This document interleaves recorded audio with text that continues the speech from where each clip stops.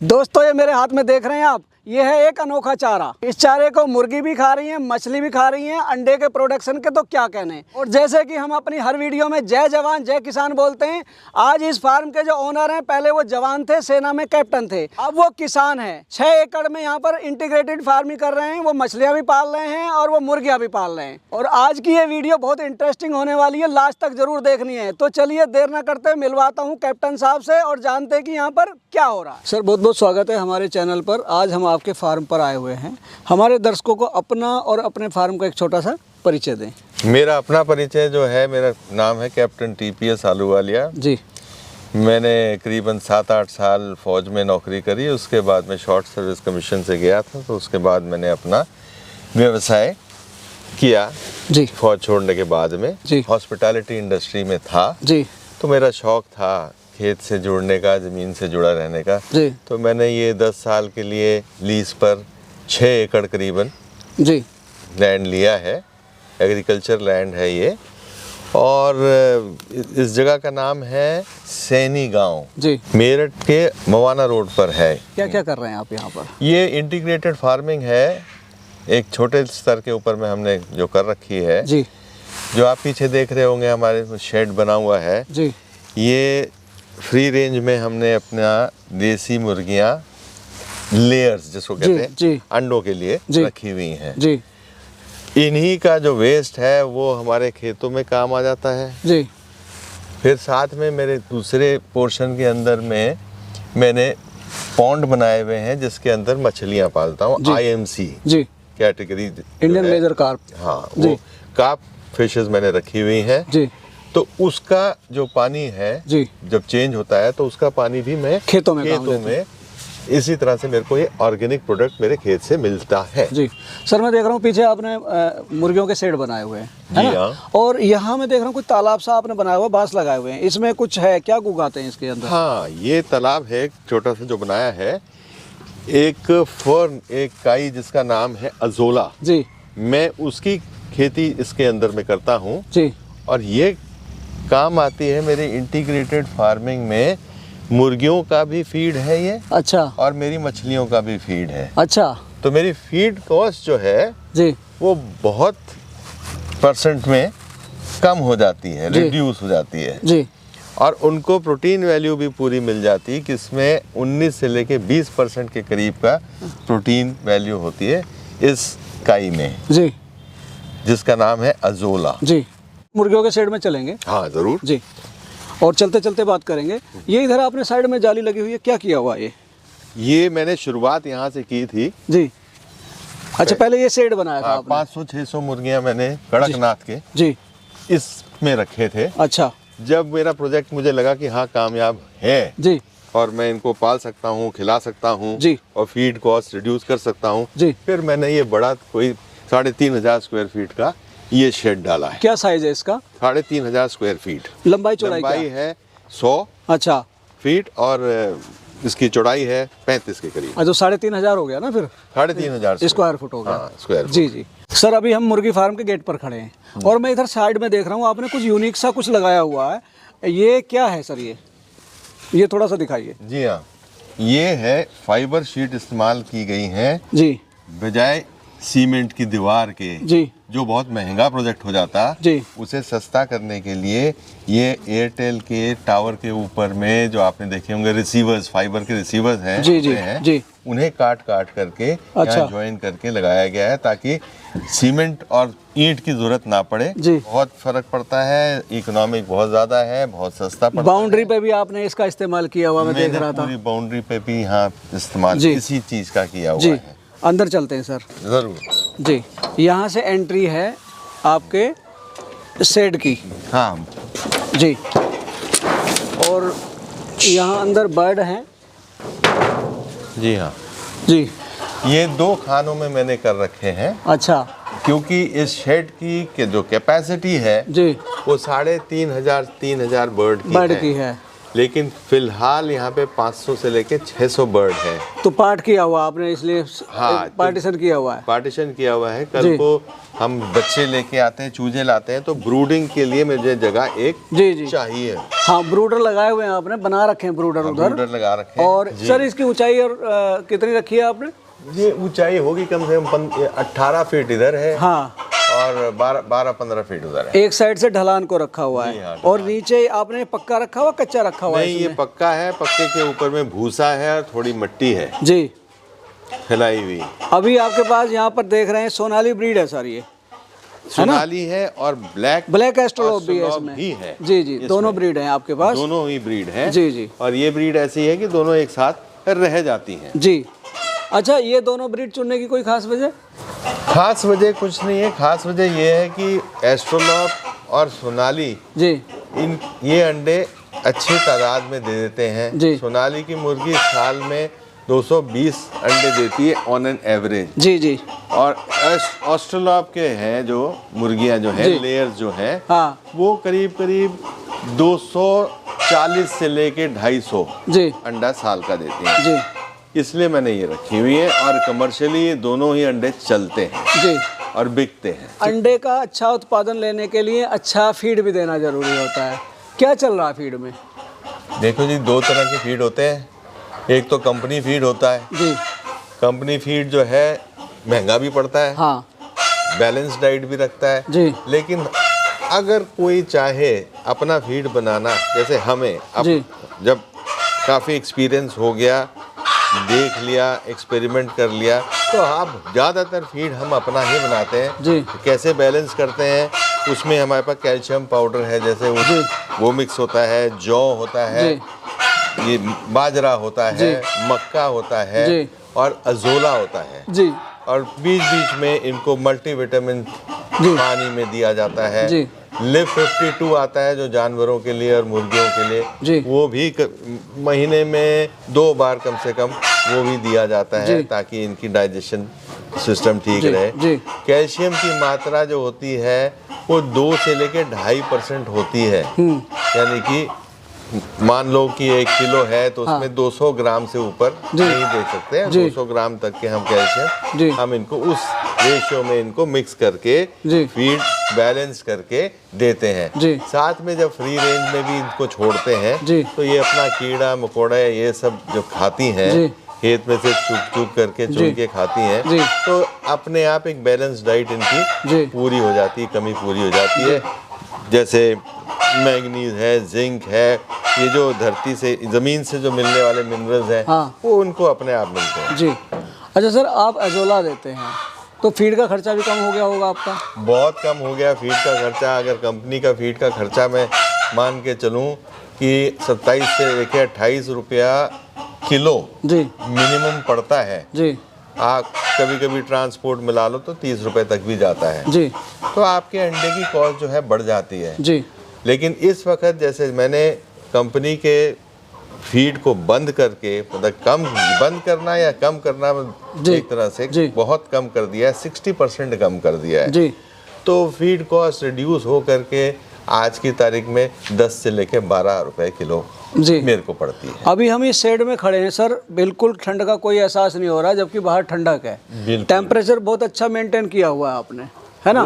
और ये भी क्या लगा रखे हैं आपने, ये थोड़ा सा इसके बारे में जानेंगे। आइए आप जरा। ये यहाँ से धुआं निकल रहा है। बिल्कुल। अब तो ये बुखारी कहते हैं ना इसको सर? इसको बुखारी कहते हैं जी।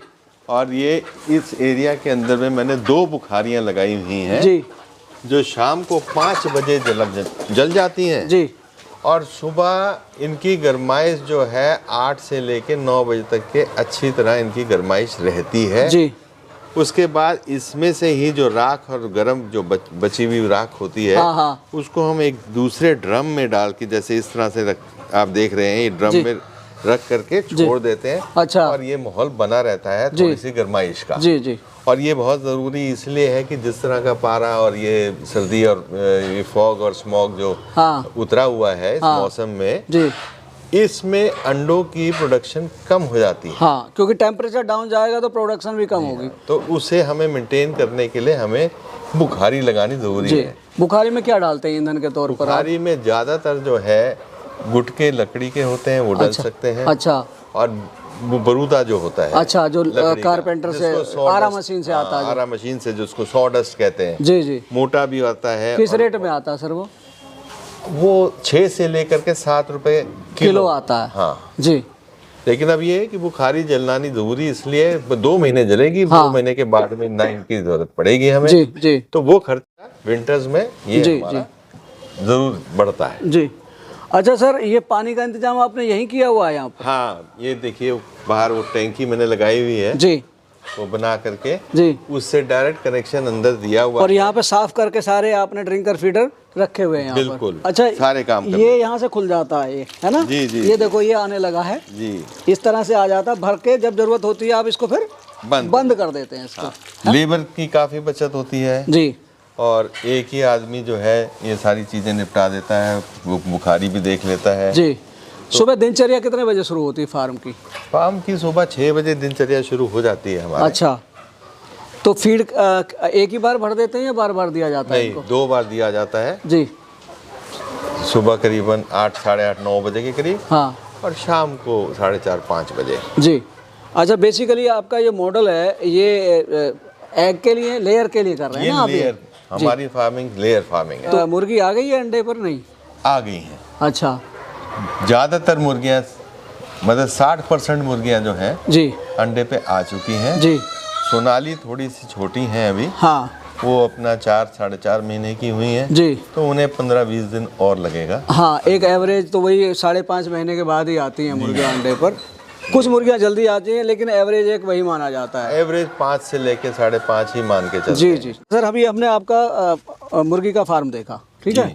आपने फिश का भी किया हुआ है और आपने बायोफ्लैक भी लगाया हुआ है।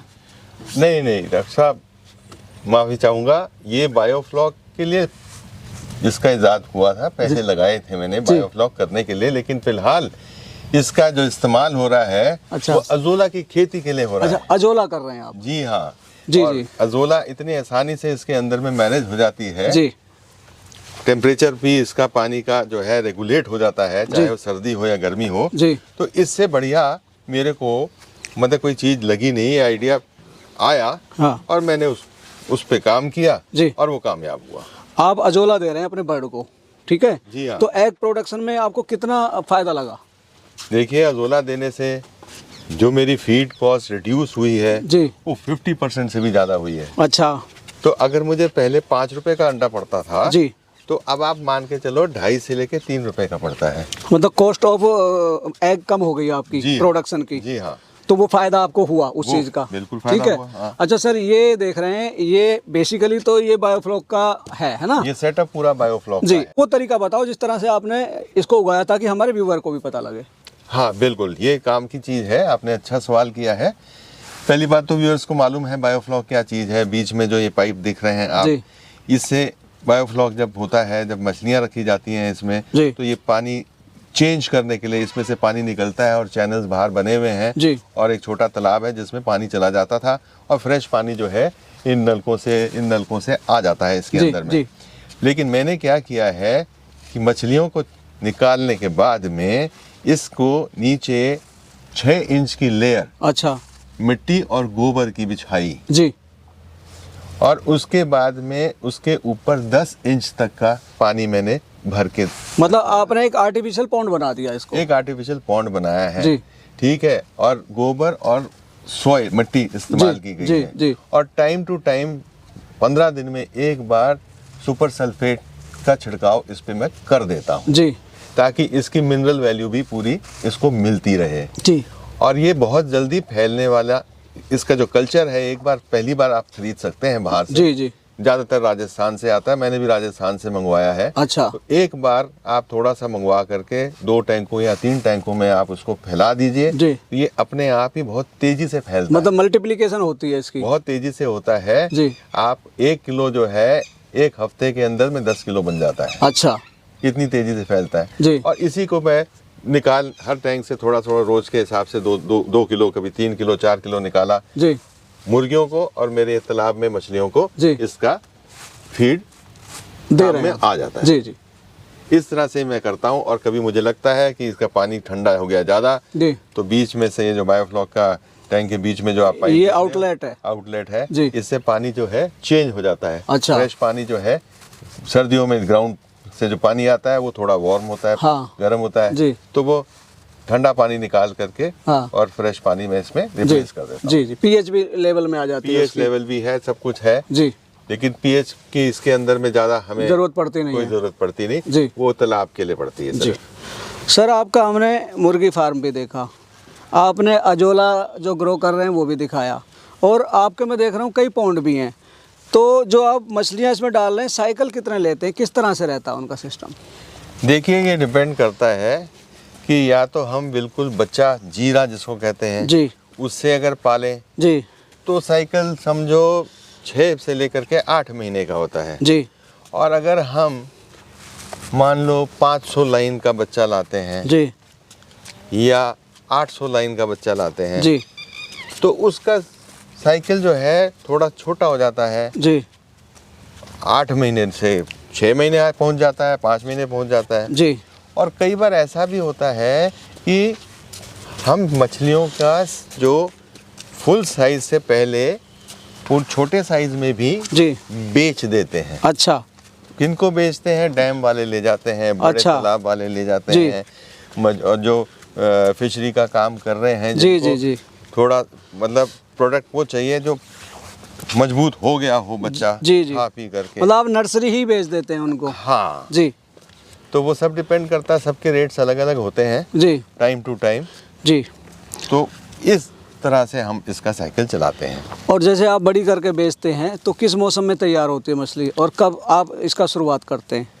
देखिए छोटी मछली तो हम लोग सर्दियों में अवॉइड करते हैं रखना, क्योंकि सर्दियों में मोर्टेलिटी रेट जो है बढ़ जाता है जी, तो उससे पहले पहले हम उसको बड़ा कर लेते हैं जी। जून जुलाई में इसका कल्चर जो है नया शुरू होता है, जो बंगाल से, बांग्लादेश से, हैदराबाद से जी बच्चे आते हैं जी, ठीक है ना जी, तब वो जीरा साइज़ के होते हैं और उसके बाद में सर्दियों तक के मछलियाँ इतनी बड़ी हो जाती हैं जी कि इनकी मोर्टेलिटी रेट जो है जी, वो कम हो जाता है जी जी, और उसके बाद सर्दियाँ ख़त्म होने के बाद फरवरी में, मार्च में ये मार्केट में बिकने लायक पोजीशन में आ जाती हैं। जी। तो साल में कितना प्रोडक्शन ले लेते हैं आप इनका? डिपेंड करता है कि अगर आपने आधा किलो का या 1 किलो करके मछली बेचनी है जी तो हम इसमें कम डालते हैं। अच्छा, अगर आपने अपना कल्चर छोटा ही निकालना है जी, तालाब वालों के लिए, डैम वालों के जी लिए, जी जी, तो तादाद बढ़ जाती है जी, जैसे इस वक्त मैंने छोटा ही कल्चर रखा हुआ है ताकि वो मार्केट में जल्दी निकल जाए, 3 महीने में, 4 महीने में। जी। तो इस तालाब में करीबन 50,000 होगी। अच्छा। और बाकी 20,000 उस 2 छोटे तालाब। मतलब आपने अभी ये प्लानिंग की हुई है कि आप नर्सरी ही तैयार कर रहे हैं अभी? जी हाँ, एक तरह से जी नर्सरी ही समझ लीजिए आप। जी जी। अच्छा, वैसे क्या रेट जाती है जो छोटी आप नर्सरी सेल करते हैं? देखिए वो भी डिपेंड करता है जी, उस वेट के ऊपर डिपेंड करता है। वेट जो है 80 से लेकर के 110 रुपए किलो तक के हाँ, इनका अमूमन जी फार्म से जाता है। जी, बाकी रिटेल में तो जो जितने की बेचता होगा वो मार्केट उनको पता होगा। जी। आपने यहाँ पर एक बहुत बड़ी इन्वेस्टमेंट की हुई है मेरे हिसाब से, तो देखो आपने चारों तरफ से बाउंड्री कराई है, ठीक है ना, लैंड भी काफ़ी है, सरसों भी उगा रहे हैं, फल भी दार पेड़ भी लगाए हुए हैं आपने, और आप मछली भी कर रहे हैं यहाँ पर, ठीक है, और मुर्गियाँ भी पाल रहे हैं जी। ओवरऑल कैसा है ये काम, आपको कैसा लगा और इसका रिटर्न कैसा आपको?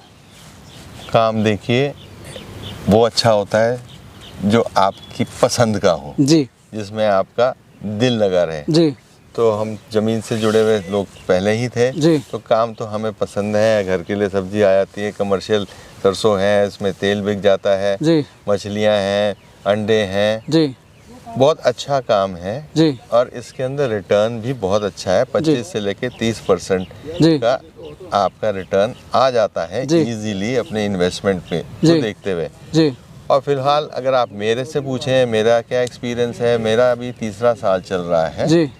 और तीसरे साल में मैं खुश हूँ। ये नहीं कहूँगा कि मेरी रिटर्न, मेरी इन्वेस्टमेंट वापस आ गई है जी। लेकिन मुझे जो दिख रहा है और जो महसूस हो रहा है, मेरी रिटर्न अच्छी शुरू हो गई है। 5 से लेके 5 साल तक के मेरी, मतलब मैंने करोड़ों रुपए लगाए हैं इसके अंदर जी जी।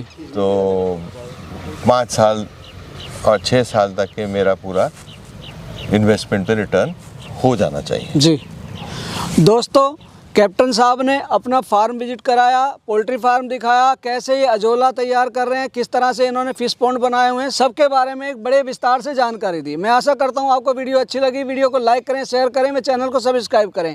मिलेंगे जल्दी एक नई और इन्फॉर्मेटिव वीडियो में, तब तक के लिए जय जवान जय किसान।